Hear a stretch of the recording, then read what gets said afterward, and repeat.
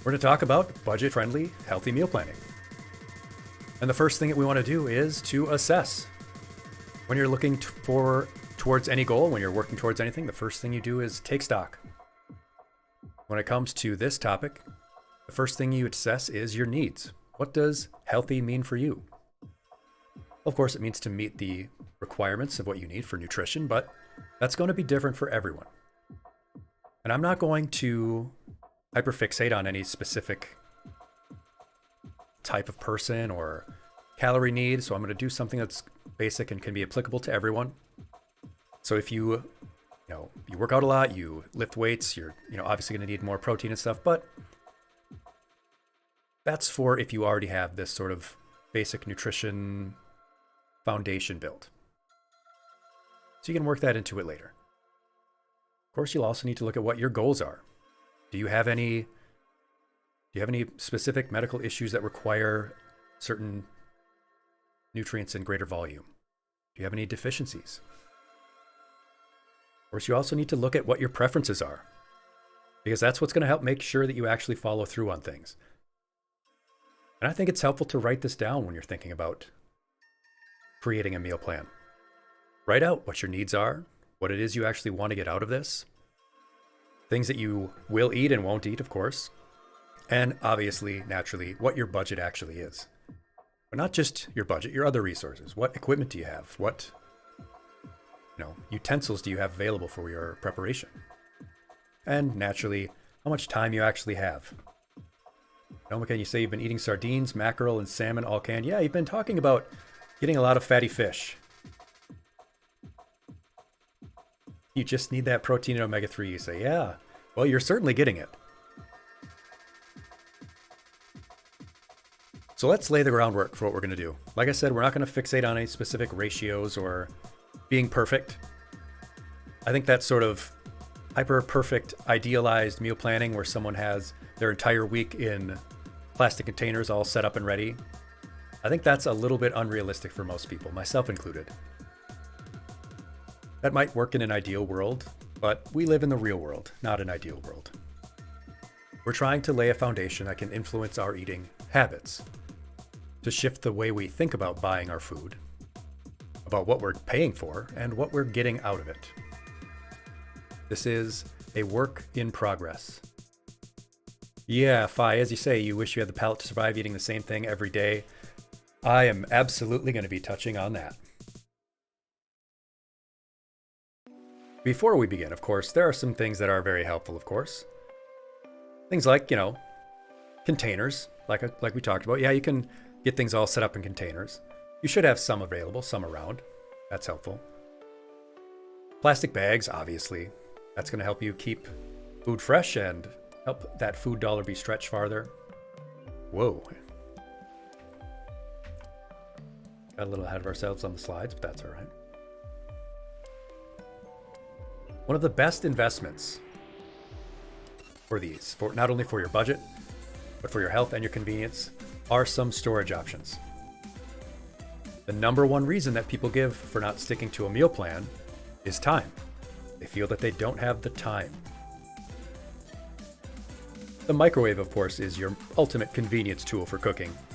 But these two that you see here are incredible investments. Yep, two MVPs, a slow cooker and a rice cooker.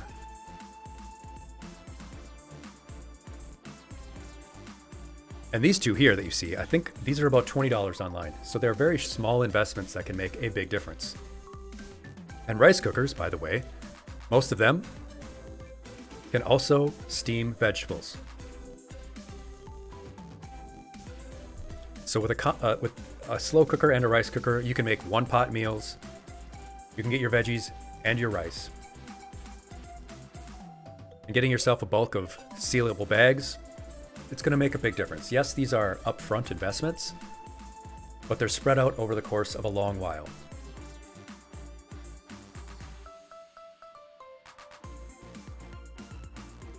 Yes, Ralph, some can not only steam vegetables, but some you can even steam like meat in. There's some that are a little bit more pricey. The one that I have for $20, I make rice and veggies in it. Yeah, it's sort of set it and forget it type of deal, just like the slow cooker. But you see in the background here, spices. So we're going to talk about spices because spices will make consistent eating a lot easier because you can change up things to your preference. It makes a lot of those bland meals work a lot better. I'm just going to run down sort of a top 10 list here. Top 10 that you should have available. And this rack that you see behind me,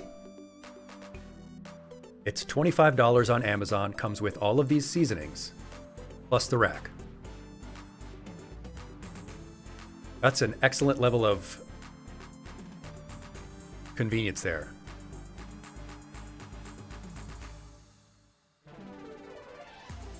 Eight spices, some must be doubles. Is that a reference, Mole? You're the kind of person to make a reference that I might not get. But yes, let's go through this list here just as a quick primer.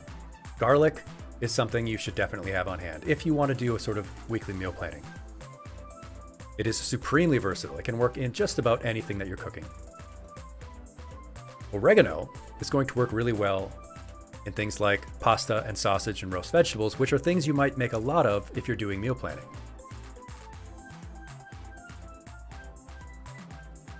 And it fights vampires too. Oh, it's a Marge Simpson reference. Well, you know, Mole, I've mentioned before, I've never seen any episodes of The Simpsons. I was not allowed to watch The Simpsons growing up, and since then I've just never seen an episode. Do with that information what you will. Others to mention here are rosemary. I don't see a lot of people talking about rosemary.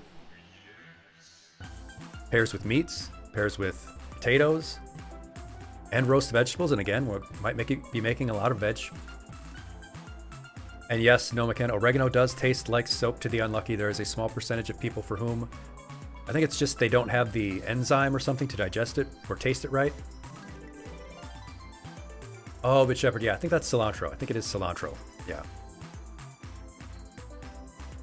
Paprika is something that you should definitely have on hand if you get yourself a little spice rack. Make sure it has paprika in it. Add some heat without getting too spicy. Thyme is going to work really well for soup, which is something you can make a lot of in meal planning. Let's also talk about the kind of staples that you might want to have stocked up for before we get into the actual weekly meal plan. As you see here in my little pantry behind me, I typically keep a lot of canned vegetables because I buy it whenever I see it on sale. If it's like, 5 for $4, I'll buy 5 cans and just stick them in the pantry for when I need them. Of course, having some pasta sauce on hand whenever you feel like you need to make something, have it ready. Have a couple stocked in there. And I also like to have a bunch of beans, but a bunch of different kinds of beans. I like great white northern beans. They're really, really creamy. You can mix them up with sausage. Black beans, of course, are pretty versatile. Olive oil is something you'll also want if you're doing any kind of actual cooking and meal planning. But a big MVP to mention here as well is condensed soups. Cream of chicken, cream of mushroom. Not just because you can make them into quick soup, but because you can use them in that slow cooker. You can just dump that can of condensed soup over your chicken breast that you put in the slow cooker, and it's good to go. You just set it and forget it. Having packs of dry pasta. Having things available is going to keep you from those moments where you think, I don't have anything to make. I don't have anything to eat. I'm going to order out. Yes, indeed, Bit Shepherd. Also have some hot sauce, which I'll talk about in the next slide, actually. Oh no, there's one before it, yeah. Rice, like I said, rice. There's nothing wrong with white rice. All of the hype that people say, or, oh, you need to have brown rice, or basmati rice, or jasmine rice, whatever. White rice is fine. There's nothing wrong with white rice. Packaged sides are fine too. Prepackaged instant oatmeals, instant mashed potatoes, that's fine. Not everything has to be, organic, fresh. It's fine to use prepackaged things as needed. I always keep a big tub of instant oatmeal because it's an easy, quick breakfast for me. But I'll also talk about dried fruit and nuts a little bit later. Like I mentioned, pasta sauce, and the other thing you would like to have on hand is chicken and vegetable broth. Like it says here, packaged doesn't necessarily mean unhealthy. I am going to do this, redeem myself, because I need to do it as well.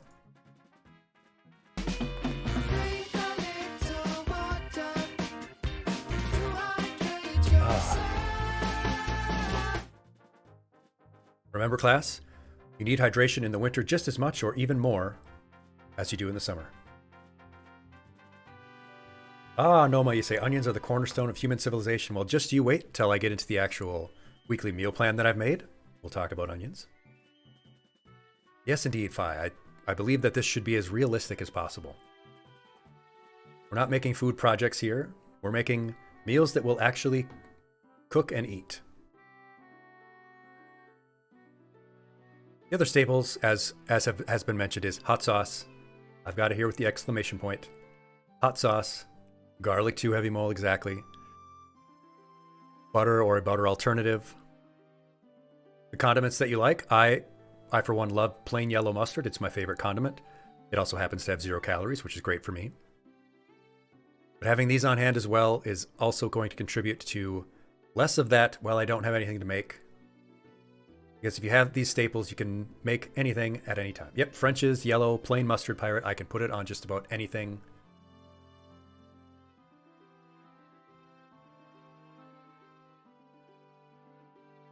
But then we get into the fresh frozen things. Fresh or frozen. Yeah, it's one of those, like, I don't know, celery or whatever, where it technically has calories, but not really. Yeah. When you are buying the fresh and frozen stuff, since we are trying to talk about budget friendly, remember this is not just about healthy food. We're also trying to balance that with convenience, time, and also budget. So when you are buying things that are fresh, you want to choose things that are versatile, things that you can make multiple different types of things with. Like bread. You make a lot of different things with bread. Sliced meats, milk. But one of the most important points is to know what you're going to plan to do with it. If you buy something fresh, but you're not sure what you're going to make with it, there's a much higher chance that it's just going to sit in the fridge until it's not good. So take that time during that one day of the week where you're doing your meal planning or prep, and you're writing out your grocery list. What are the things I'm actually going to make this week? It's going to save a lot of money when everything that you need that isn't fresh is already in your pantry or fridge. And you're only buying the fresh foods that you're actually going to be using that week. I tend to try and find the big bags of boneless, skinless chicken breasts like this. Things that can be frozen. Because if I don't use it all, it can go in the freezer and it'll last for a while. And let's be real. I'm going to talk about this. Frozen pizza. Just keep that food in mind. Frozen pizza. And I have here bananas and apples. Those are the fresh fruits that I typically buy, because you should try and get some fresh fruit during the day, during the week.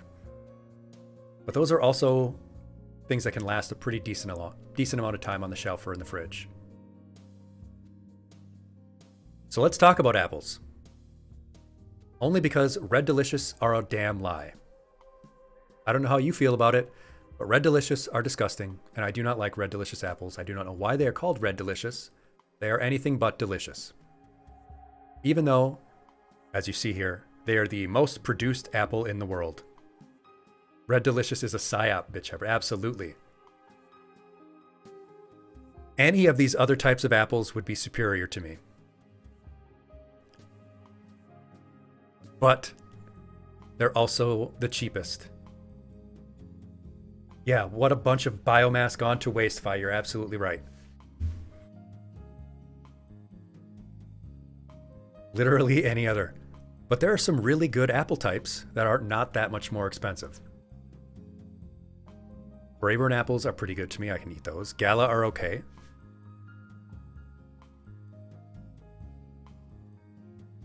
It's just that they grow so many Red Delicious, and I don't like them. I wish that other apples were cheaper, but that's all right. Bananas, however, are typically really cheap, sometimes about 50 cents a pound, and they are perfect for breakfast. They're perfect for a midday snack that you can just throw into your lunch, or throw into your work bag or your school bag. Absolutely, Mole.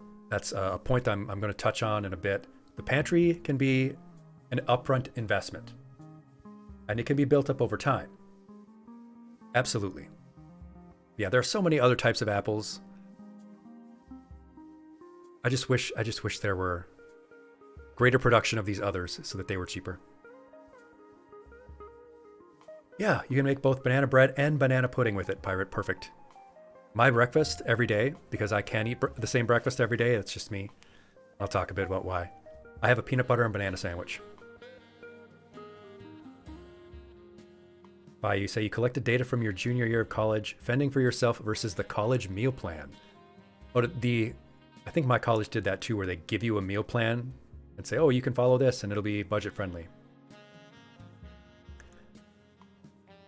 Yeah, but we're going to talk also about smart shopping. One thing I really want to touch on, that when I've talked with adults about this topic, is they don't understand price per ounce. They see prices and they see sizes. But because we don't teach this well enough, a lot of adults end up with a sort of grocery illiteracy and don't really know how to make good grocery store choices. Oh, your grocery standardized that. Yep, we have that here in some grocery stores. But food producers and the industry is so equipped and so capable of tricking us with packaging and colors and locations. If you go in with a little bit of foreknowledge, it saves you a lot of money. I looked at this, typically this large block of cheese, this 1 pound thing of cheese. You know, it would be more expensive than the half pound block. You would think that one that is 2 pounds would be cheaper still. Meyer price tag, there you go. That's it, Bit Shepherd, you're right. But, I move myself out of the way quick here. This 32 ounce brick of cheese is $10.99. And you think, well, that's not a bad deal. That's a lot of cheese for $11. But one that's half its size is $4.29. This is much cheaper per ounce. You're saving a lot of money if you would buy this one instead, or buy 2 of these. Yeah, Kroger. A Kroger-owned brand. Paying attention to the price per ounce, or if your store doesn't have this, knowing to make the quick calculation to figure out, something is $5 and it has 10 ounces in it. You can easily figure out what the price per ounce is. How much product are you actually getting for your money? Especially when people start doing this, comparing brands, comparing a store brand to a named brand, and seeing just how much they're paying for the package. That makes a big difference too. The other thing I want to talk about and mention is grocery discount cards. Most of the grocery stores that I've been to in my region have some sort of membership reward card. Whether it's Pick and Save, Kroger, Piggly Wiggly, Food Club, they typically have some card that's free that you can sign up for. And so many people just say no. The checkout person will say, would you like to sign up for our discount card? And the person just says no for some reason. They just don't want to take the time. But it only takes like 2 minutes. They give you this little plastic card, and every time you scan it, it makes your grocery bill smaller. It's free money that people leave on the table. I tell my fellow students in college, since I'm still taking university classes as well, and I've been through college once before, So I'm a little older than they, and they don't have this mindset of, getting every benefit you can. This was a grocery receipt that I had the other day. The total would have been $66. My total was actually $40 because I used the rewards card. That's true. That's true, though. That's true, but Shepard, that I am selling my marketing data. I'm giving them, I guess, my information. But what they have is my name and my phone number, which, it's in the white pages. I can live with that. And yes, it is extra price for bureaucracy, Noma, but I think the reason they do it is for their suppliers.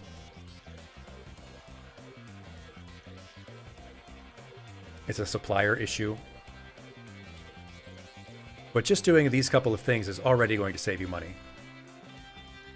And then, of course, there's the possibility of buying things that are available online and in bulk. Oh yes, you can in fact freeze bread. And you can freeze milk too, if people didn't know that. You can freeze oranges, I found out. If you peel the oranges, you can freeze them with the peel on, but it's easier to peel them and then freeze them. Yes, exactly, Pirate. Typically I will see if there's like a 2-for-1 deal on bread, and I'll use one and freeze the other for later. But yes, I typically get big ol' things of bulk granola bars, for example. And I also get any dry fruit and nuts that I get online, because for some reason, in the store, dried fruit and nuts are wildly more expensive than they are to buy online.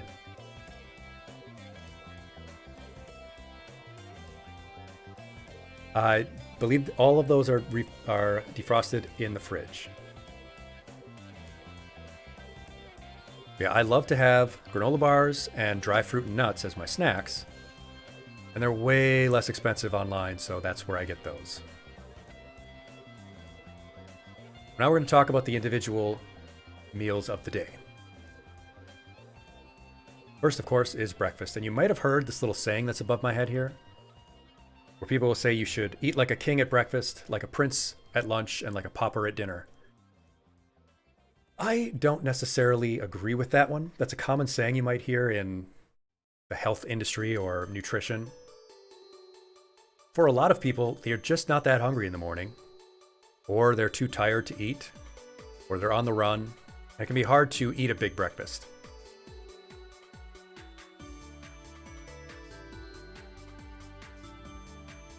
Hobbit Shepherd, since they are high value and relatively low weight, you say you can take the shipping price out of the equation to some extent. Widens the net of businesses competing on the product. That's a good point.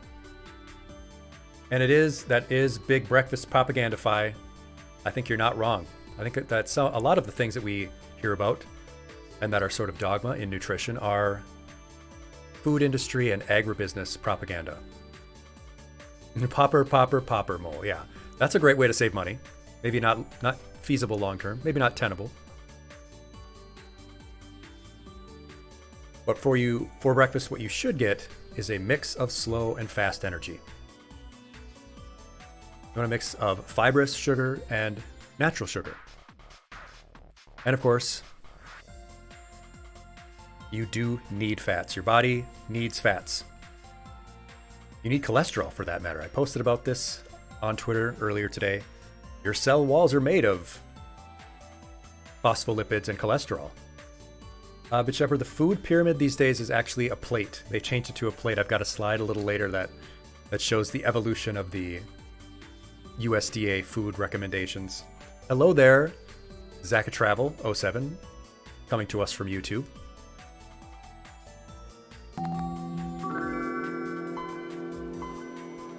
And thank you for the follow. It is nice to meet you. I hope you're having a good day. If you are in a winter area like myself, I hope you're staying warm. But yes, breakfast, in my estimation, ease and convenience is one of the most important factors. We're more likely to eat breakfast that way if it's quick and convenient. And since typically we have breakfast at the same time every day, in that meal, it's easier to build a habit. It's easier to be consistent. When it comes to those snacks, yes, Mole, you're right. Breakfast is the most routine meal of the day. Maybe not the most important. Every meal is important, but it certainly can be the most routine, and then that can help you build consistency for the rest of the day. Oh, and speaking of apples, for snacks, your concerns, of course, are going to be what's cheap, what's quick and convenient, what's going to be easily portable, and what's going to have the energy to keep me going during the day. Yeah, did you see this funny banana picture I found?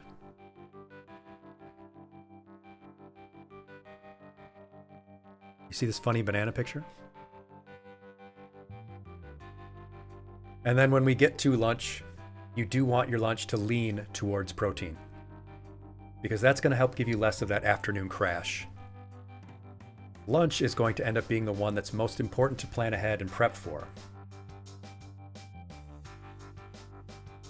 because that's one where there's going to be a lot of, well, I need lunch. Let me just grab something at the fast food quickly, you know?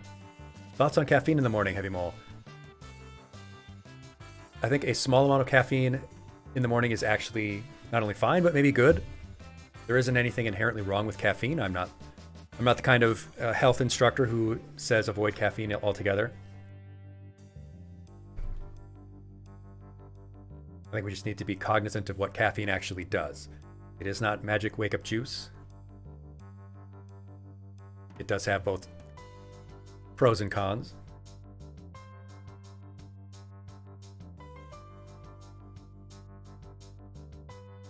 And for dinner, this is going to be the one where it's important, where you think about the foods that you're buying in terms of, am I going to use this? Am I going to actually use this week? I bet there is, I bet there is good research on caffeine absorption. I know that it does take about 30 minutes to even an hour to fully absorb, depending on, you know, how full you are, how hydrated you are, and so on. Some people will make their power nap a real power nap by drinking caffeine right before they take their nap, so that once they start waking up from their nap a half hour later, the caffeine kicks in and they're, you know, sort of really refreshed. But I feel like that's an advanced technique. Yeah, you want to have a plan for the dinner, but you also want to have flexibility and have a night where you are just going to do something for taste and enjoyment, not because it's for the new meal plan. The things that are going to be the biggest killers for following a meal plan, following a budgeted buying list, is monotony.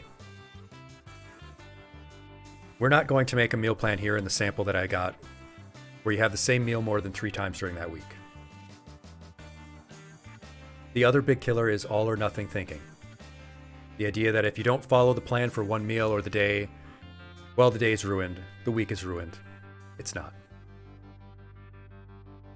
Another big killer is having the same amount of calories every day. Some days you just need more. Some days you're going to need more energy than others, and you need to have the flexibility to make adjustments. And the last big killer to mention is not allowing for going out during the week. Not having any flexibility that will allow you to just go out and get something for dinner if you want. And before we get into the actual plan that I've made, remember, we're being real here. We're preparing things in a way that can be realistic. Prepping everything, micromanaging, is not for everyone, probably not even for most people. Micromanaging all the nutrients isn't for everyone. Having the same meal every day is not for everyone. Your snacks can be regular. You can have the same snack, you know, in the midday at work. That's fine.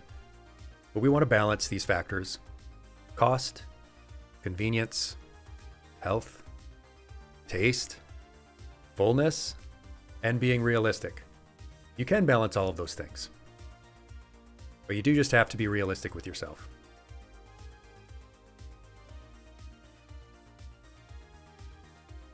So let's talk about ramen. as Rao mentioned. It's good. It's good when you don't have to eat it every day. I've done that before. I think some of you might have as well, especially those of you who have been through college. But you can jazz it up. You can make it to your liking. It's shelf stable for a long time. It makes a quick dinner for basically no money at all. And all you need to be able to do is boil water. Even I can do that. It's also just a good idea to have some as a backup. If you forget to make something else, if you haven't been able to make it out to the store, it's there. I know sodium is a concern for some people. You don't have to use that full packet, and you also don't need to skimp on flavor if you do need to use less of the packet, because you've got other seasonings and spices you can put in. So just consider having a stock of ramen in the pantry, because it's a great backup. But let's also talk about pizza. Let's talk about frozen pizza. Let's be honest, class. Remember, we're trying to be achievable, attainable, and realistic. And also, I just love frozen pizza. If you can turn the oven on, you shove the pizza in there, you wait 20 minutes, and boom, you've got pizza. Yeah, Rao, there's so much you can do with ramen. It's so quick and easy. Heavy Mole, of course, you would end up turning boiling water into ice. I believe there's a Simpsons meme about Homer Simpson setting cereal on fire. That's, like I said, haven't seen the show, but I've seen the memes. And I mentioned frozen pizza. I want to have it in your mind because I'm going to use it. But now it is time to actually bust out the plan that I've written out here. And I want you to, before you look at this, before I show you, this is just something that I've done. You don't have to do this. Even if you decide you're going to make a plan like this, you don't have to do any of this. It's just to give you the visual, to show you. If you actually plan out the things you're going to buy that week and the things you want to eat that week, and you follow through, this is how much money it would cost. This is how much money it would save. These are the things you would need to buy. It's a very simple grocery list. It tells you how many calories you're getting for each meal and the total throughout the day. Without hyperfixating on any of the ratios, I'm not getting into what's the ratio of proteins to fats to carbs. This isn't going to be like a myplate.gov thing where you have something from every food group on every meal. I don't feel like that's realistic. Having fruit and veg and grain and protein and dairy at every meal is just not really plausible for most people. So what you'll see out of this plan, there's no meal repeated more than 3 times. There's no meal eaten twice in a row. There's allowances for flexibility. There's allowances for a night out. But this is what the plan looks like. Let me bring it up. Well, this is a lot of writing and words and numbers, but I'll help you focus on the big picture.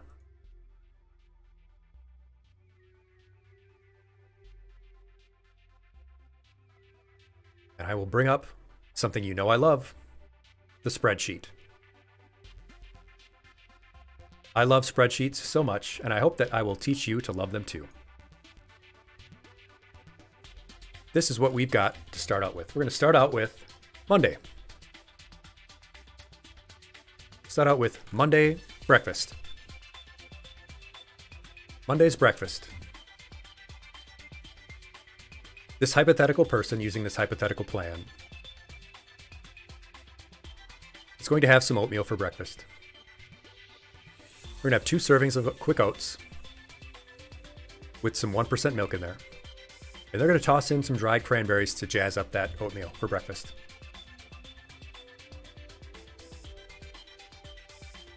You know what's great about this breakfast? It's quick, it's easy, it gives you grains, dairy, and fruit. Giving you a mix of fats, carbs, sugars. And what's your total calories for this meal? It's about 500. It's right up there where you should have it. Getting you a good start. That's extremely quick and easy. If you can pour oats and milk in a bowl and put it in a microwave, it's breakfast. You already love spreadsheets, Rao? Good, because I love using them, and in future lessons, you might see a lot more of them. This person, hypothetically, during the midday when they start feeling a little bit sluggish, they're going to have a banana and a handful of almonds. That's their quick, easy, portable snack. That's going to give them fruit and nuts, some potassium, proteins, and fats. Everything they've done so far is balanced and good. It's a good-sized snack. And then for lunch, we're going to take out a prepared bowl that they have of some shredded chicken that we will prepare later on. Some rice that they made in the rice cooker. Some mixed veggies that they steamed in that rice cooker. And they chose a condiment or sauce of barbecue sauce because this person just loves barbecue sauce. Pretty balanced lunch. They've got protein, grain, veggies, and it's a good sized lunch. A good amount of calories for their day. They get home and they're not hungry enough yet for dinner. It's not time yet. They grab an orange from the fridge, get a quick snack. And if you put that together with that lunch, that adds fruit. They really have met most of the food groups in all of their meals. And then for dinner, if you know how to boil water, you can make spaghetti, right? Put a cup of spaghetti out there. Put some frozen meatballs in the oven. Heat up some pasta sauce and throw some shredded cheese on it. And they've got a nice sizable dinner. If they're feeling like they want something sweet, which most people tend to do after dinner, we got some mixed fruit from a can. Canned mixed fruit is something I rely on. And they come out of that day with just over 2,000 calories. For myself, I would be recommended to have a little over 2,000 calories. So this person had a pretty healthy day of eating. They had the right amount of calories. They had a good balance of food groups. We didn't worry too much about the rate between carbs and fats and sugars. But they undoubtedly got a good amount of the nutrients they needed for that day. That's just one factor, right? The health and the convenience, because this was all pretty convenient. Price is the other big concern. So think about how much it might have cost them to eat all of this food throughout the day. Well, we look at Tuesday. Tuesday, we're going to have a different breakfast. Tuesday, we're going to have some toast with some peanut butter on it, and we're going to eat a banana. Again, really quick and convenient. And we're going to drink some apple juice. For our snack, the snack will also be different. We'll have an apple and some of those granola bars. Again, good sized snack. And again, this is a great mix of food groups. These two things combined, they might have not have had a huge meal for breakfast, but their breakfast and snack combined, that's eating a good amount of your calories in the morning. Later on in the day, when it's time for lunch at work or school, you bust out that classic ham and cheese sandwich with an orange to round it out. And then when you get home and you're not ready for dinner yet, you throw a handful of dried cranberries in your mouth and you're good to go. That evening, you take that shredded chicken that you made in the crock pot. You mix it with some of that canned condensed soup. Toss in a can of diced potatoes, a little more of that shredded cheese, and you've got dinner. A nice cheesy potato chicken soup. Right? And so far, the only thing you've had to prepare ahead of time is this shredded chicken, right? And we'll do that later. We'll do that on the Sunday when we have time. We use the slow cooker and make that shredded chicken.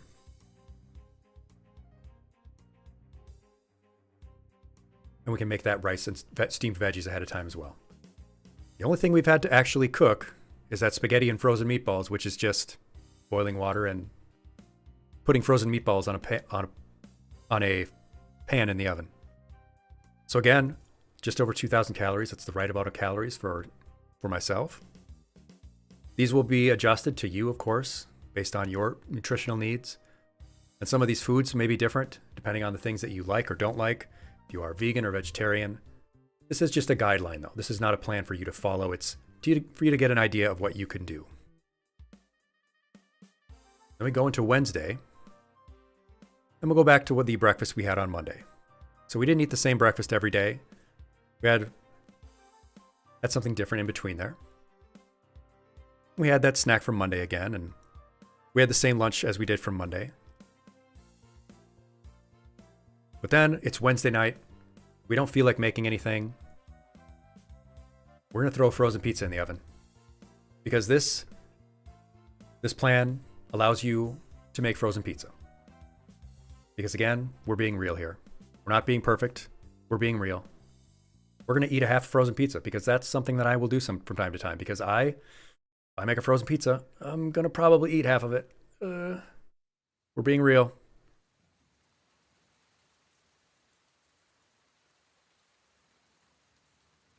And again, just over 2,000 calories still.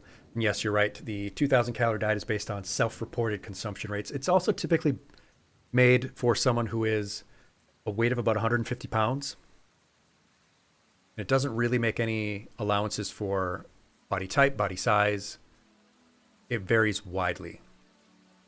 So if you want to get more specific and closer to what your actual goals are, we can talk a little bit later about finding your metabolic rate and finding what the activity rate you do impacts it by and how many actual calories you need that day. Yes, as a general guideline, I don't really follow 2,000. I find out where I'm at, which is a little over 2,000, and go with that. Thursday, we go into the dreaded Thursday. It's not Monday, it's not the start of the week, it's not Friday, it's not the end of the week, it's not Wednesday, it's not the hump day. Thursday sucks, so we go into Thursday. We follow that same breakfast we did on Tuesday. Peanut butter and banana and toast. Apple and granola bar. But then we eat that leftover pizza for lunch. We've got it. We might as well use it. We eat the leftover pizza for lunch. And now Thursday, we made that spaghetti and frozen meatballs earlier in the week. We've got those leftovers too. We don't have to cook again. We've got those leftovers. We can eat that for dinner. And what does it all come out to in the end? Again, just a little over 2,000 calories, and we've only had to cook once during the meal planning day and once during the week. Everything else could be prepared ahead of time, like the sandwiches for lunch. We get into Friday. We have that Monday and Wednesday breakfast. We have our shredded chicken and rice and veggies for lunch. And now we're going to have that ramen for dinner. We're going to work that ramen in. Friday, we ford the river and die of dysentery. No, I certainly hope not. I hope that this diet will keep anyone from getting dysentery. And we're going to spice up this ramen with some of the spices we have. But we're also going to mix in some egg. You can either make those hard-boiled. You can chop up hard-boiled eggs and throw them in ramen, and that's pretty good. You can whisk them in. But I'm going to make another allowance and have myself some mini Kit Kats. Because you should have allowances for sweets and snacks. I feel like having some chocolate on Friday night, so I'll have some Kit Kats and still stay within my budget and my calorie needs. Then we get to the weekend where we finally have some time. You know what we're going to have for breakfast? We're going to have cereal and cartoons for Saturday morning breakfast. And in fact, the cereal I'm basing this on is Fruity Pebbles. Well, the generic Fruity Pebbles, but Fruity Pebbles. We have one of the lunches that we've prepared. And for our snack, I've got oatmeal cream pies in here because it's Saturday. And I want to have another treat on Saturday. And I love cream pies. Colorful choice, Rao, exactly. And for dinner, because you want to make allowances for having things that you like, I'm going to make some turkey burgers. Some turkey onion burgers.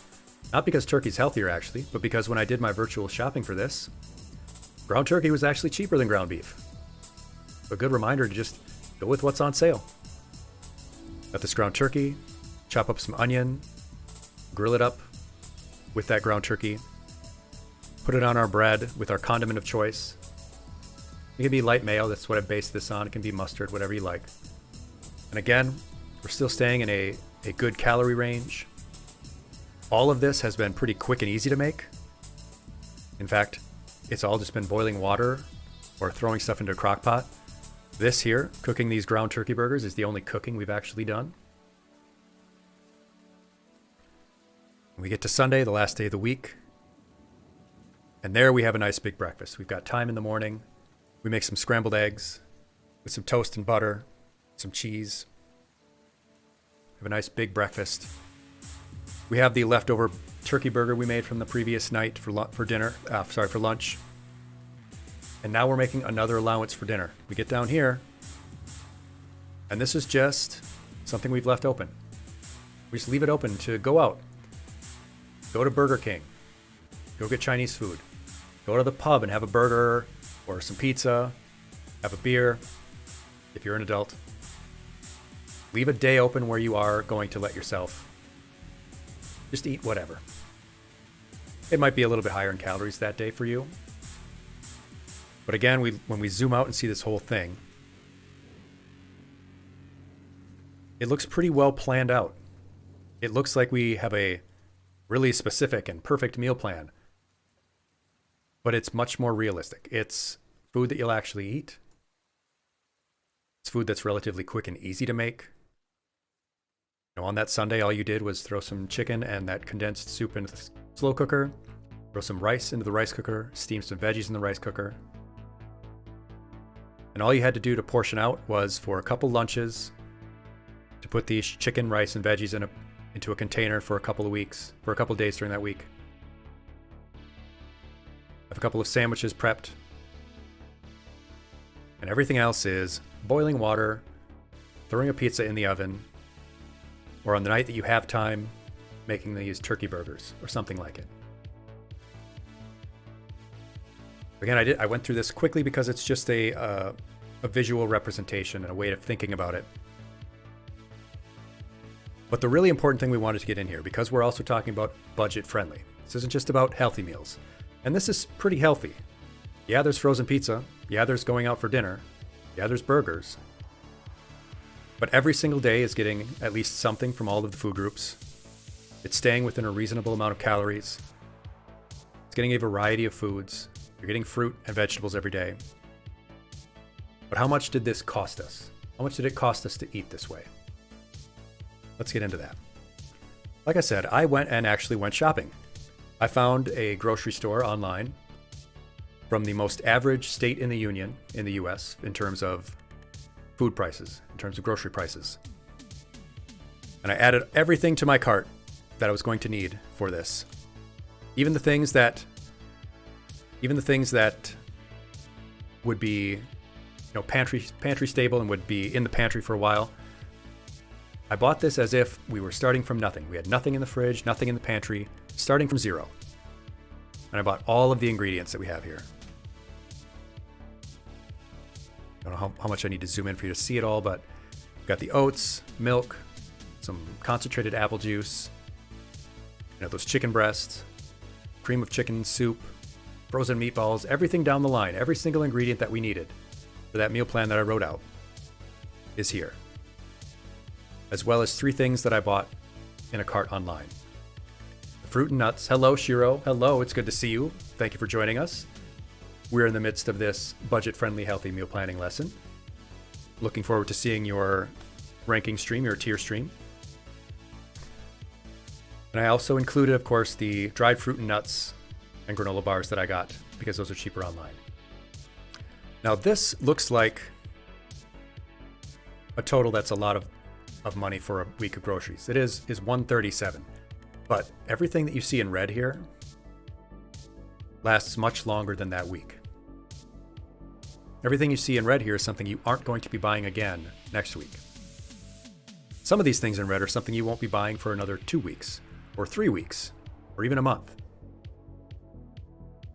So the price you see here isn't necessarily what we're interested in. You see I've broken it down by how many servings each package gives you, and price per serving, and how many servings we're using that week. What's really important that we're looking at is this cost per week.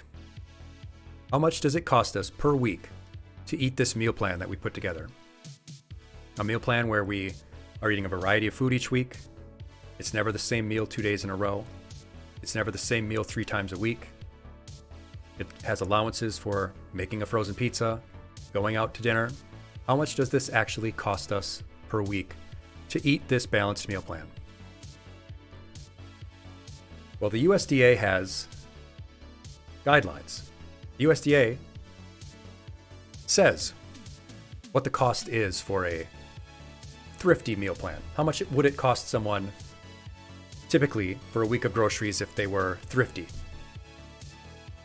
Well, what they consider to be a thrifty meal plan is spending about $56 a week to $71 a week on groceries. That's the thrifty side of things. Low cost is somewhere between 58 to 69. I don't know how they get these numbers when low cost is completely within thrifty, but whatever. It's somewhere between, say, 56 and 70 per week is what the government considers to be low cost, a very thrifty, inexpensive meal plan. Whereas moderate cost to liberal spending on food for an individual would be anywhere from $70 to even $100 a week. So that's what's considered to be very thrifty, somewhere between $56 and $70 a week.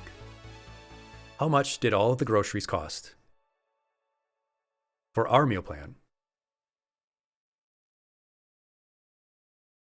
$42.91 per week to buy all of the groceries per week for the meal plan that we put together. Means that we spent about $6, a little over $6 a day eating. That's about $13 to $28 less than what the lowest government estimate would be for a thrifty meal plan for a week of groceries. I don't know what calculations they did or how they arrived at these numbers, but I think you can do even better than what their thrifty rating is. Because we put together this meal plan, and it's $43 a week. Now, of course, you could take this extra $12 to $30 a week and spend it on that day going out. You might even still have less cost than what the USDA says. But this is pretty low. This is saving a lot of money. Because that money adds up to saving over $50 over the course of a month over what the USDA considers to be a very low-cost meal plan. And over the course of the year, it's almost $700. It all adds up quite a bit, doesn't it? You go from doing your normal grocery shopping that you're doing now to paying a little bit more attention and thinking about what you're going to make each week. Getting closer down to a number like this, and then over the course of the year, there's another $600, $700 in your pocket, in your bank account.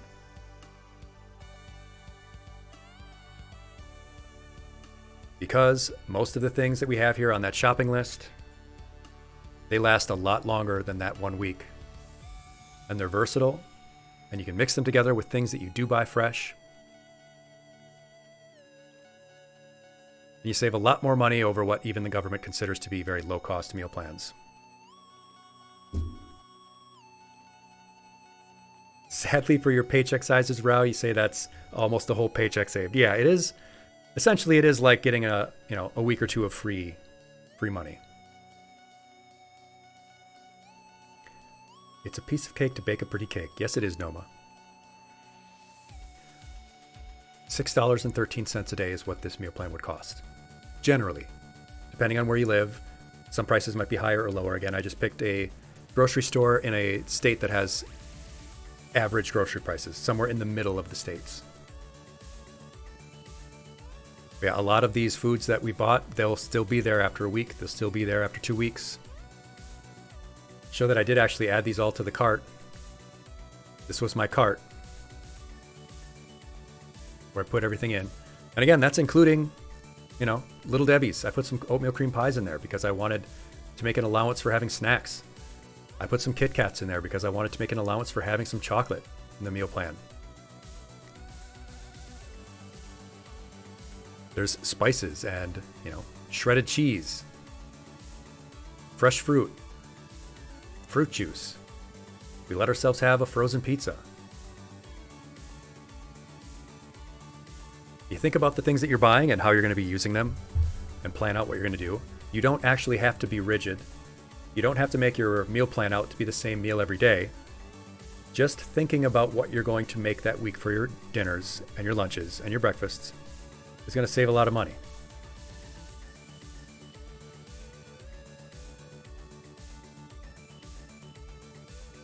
So that's the meal plan that I have for you. That's the sample I did. If you would like to have that on hand, if you want to, I don't know, have it and input your own information, input your own foods that you want to buy. I have all the calculations in there to sort of calculate price per serving and servings per week in that. I can make that available to you if you like. Yeah, that's the plan for the week. Remember, our sample, thank you, Bit Shepherd. Our sample never had you eating the same meal more than 3 times in that week. You never ate the same thing more than twice in a row. It was a consistent amount of calories, but it was flexible. You could swap something out for another thing. You had fruit, vegetable, protein, and grain each day. Not all in the same meal, but you had them all throughout the day. It allowed for having yourself treats and going out. It was a rough mix of things that you prepped ahead of time, like making some shredded chicken in the crock pot. You just throw the chicken in the pot, put that condensed soup over it, let it sit for 8 hours. Then when it's done, the chicken is fall apart. You shred it up, put it in a bowl, and put it in the fridge. The rice, you can put a big batch of rice in the rice cooker, put it in a container, and you've got rice for the week. No, McKen, you're going to have a bowl of fruit when you get home? That's good. Very good. I have some canned fruit. I love having canned mixed fruit. Like I said, I showed that picture of my pantry. I have a lot of canned food in there because whenever I go to the grocery store and I see a deal, it says, 5 cans for $4 of something. I'll get it. And again, that helps prevent the whole, I don't have anything to make for dinner. Well, I always know that I've got some kind of shredded meat. I've got shredded pork in the fridge right now. The fresh pork was cheaper than fresh chicken this week, so I got pork instead. Put the cream of mushroom soup over it, shredded it up. And what I'm having for dinner now, I just boiled some egg noodles. Cooked up some diced potatoes. I put them all together. Now I've got a cheesy, chunky potato pork soup.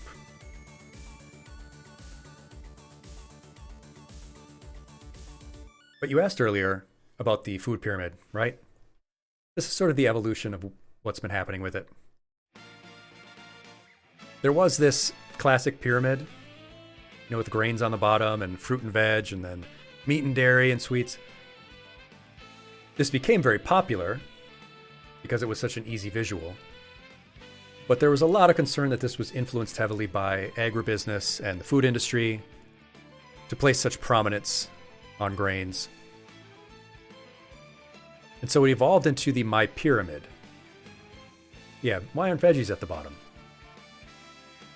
It evolved into the My Pyramid, which tried to sort of equalize these to show that one wasn't necessarily more important than the other. They were all part of the same pyramid. But this wasn't as easy a visual, and it didn't really take off. What we're at right now, they're calling the My Plate, where at every plate they have the 5 food groups. And I don't think it's plausible that people are going to do this. They're going to have a meal that has fruit, veg, grain, protein, and dairy at every meal. It's a good thought, and it's a good visual for kids to teach them to have a variety of food at each meal. But I tend to ignore this when talking with adults about it. Yeah, they want you to eat more grain, Bit Shepherd. They really do. Yeah, this has been the evolution of the food guide pyramid over the years. But again, we go back to what we did for the meal prep. The only thing we made ahead of time, and I know I raced through it pretty quickly because I don't want to take up 2 hours of your time on a online lesson. The only things we made ahead of time for that week were some sandwiches. Deli meat and cheese, we made some sandwiches. We made that shredded chicken and rice and veggies and put those in the containers. And those are the only things we packaged up to take with us for our lunch at school or work. Everything else that we took was already portable or already packaged. You know, our granola and almonds and apples and nuts.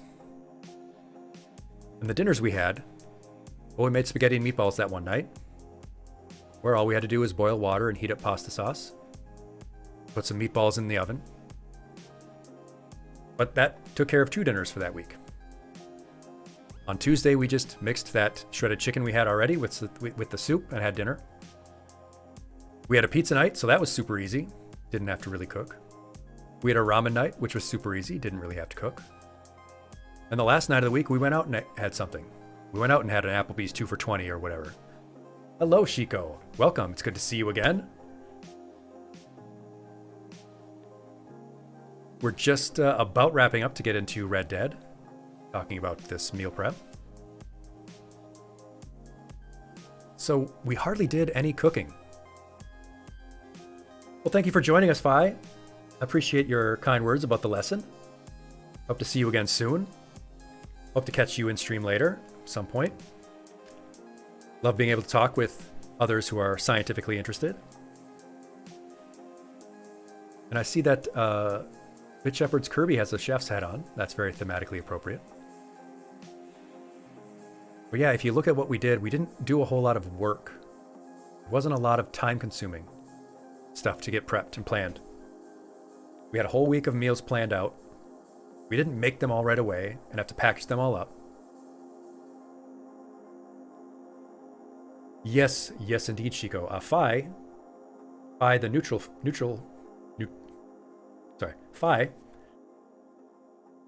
is a science friend.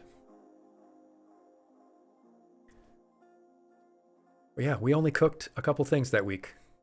Yeah.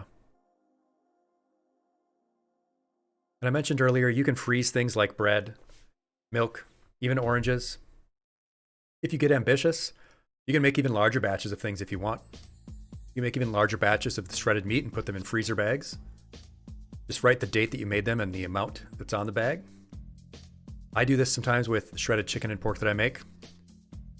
I'll put them into 1-pound bags and freeze them, and whenever I want, I can just thaw it out. And I'll simmer it sometimes with taco seasoning and make shredded chicken tacos. You can do that with chili sauce. Take out the meat, simmer it with some chili powder and water. You know, marina. This was supposed to say marinara, but it says marina. Ignore that.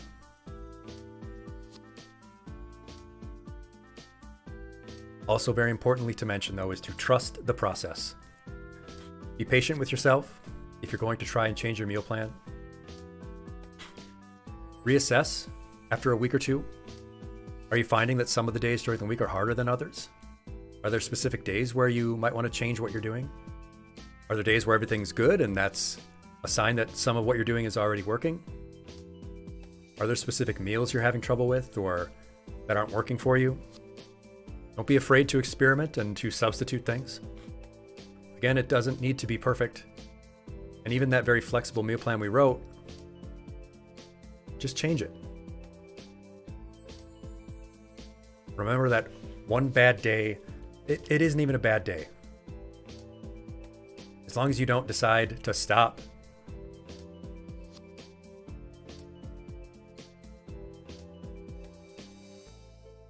Why is it going backwards? Oh. But one last thing I also wanted to mention was about getting help if you need it. You need nutritional assistance if you're having trouble making ends meet with food. Go to nutrition.gov/topics/food security and access, or to feedingamerica.org/find your local food bank. I have used such help in the past. There are programs and pantries that can make this a lot easier for you. They exist to help you and others.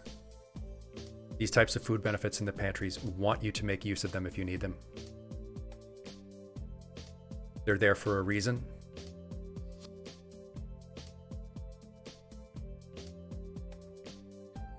Embarrassment doesn't need to exist when so many others are in a similar situation. To think that way would be to think that you're uniquely undeserving of help if you need it. On the flip side, just because others do need help, or you think might need it more doesn't change that you're worth just as much. So much of this help simply won't be made use of if people don't go get it. These types of help will make all of your other expenses so much easier to deal with. Oh, Ivy, say the hospital you work for has a food pharmacy, which helps provide healthy food almost like a prescription. That is really cool. And yes, Noma, I think you're right about that.